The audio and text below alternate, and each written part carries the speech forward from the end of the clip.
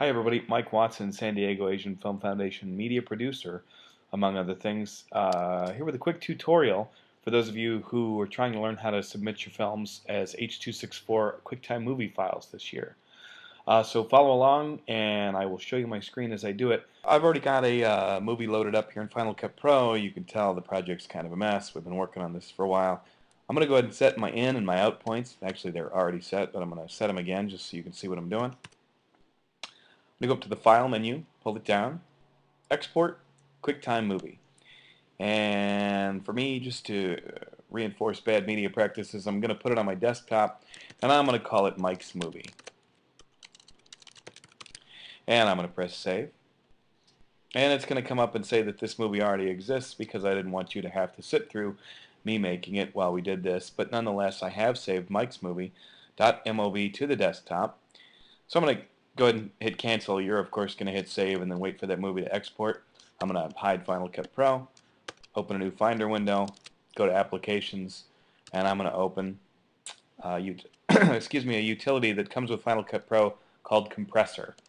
I of course already have it running. It'll take yours just a minute to load. You'll see it'll say Drag Settings and Destinations here. Several ways to go about this. I'm going to tab back over to the Finder. I've already got this handy Finder window open. Click to the desktop. There's Mike's Movie. Drag it in here. Bada bang, it appears.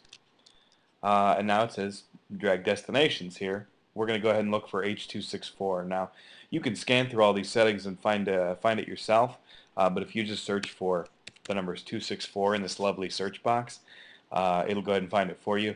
You'll see there's all these different selections, and what we're going to use for our purposes is the one at the very top, which is not going to compress your movie very much at all. It's just going to put the H.264 codec on it, and I'm going to drop it in here. Once I click on H.264 like this, I can buzz through over here and look at all the settings that it's placed on my movie.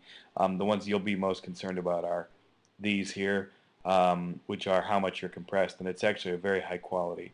I'm going to hit cancel. I'm not going to save anything. The other one you might be concerned about is the geometry menu. The movie that I had exported is HD, and even though it says 720 by 480 here, that's not correct. What it actually means is 100% of source. So whatever your movie was edited in, be it HD or standard def, PAL or NTSC, we're not going to change that at all. Same with the frame rate, which is elsewhere in here. Once you've satisfied yourself with that, and you can scroll through your movie down here, and it'll show you the before and the after, left and right. You're going to go ahead and click Submit, and it's going to say give this batch a name, and I'm just going to call it Mike's Batch because it's clever like that, and hit Submit. And now your movie's compressing in the background, and you go on and use your computer as you normally would.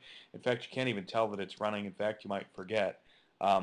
If you'd like to, you can go ahead and click Batch Monitor, and you'll see the Batch Monitor fire. That's a separate program, so you can actually go now and close Compressor, Command Q to close.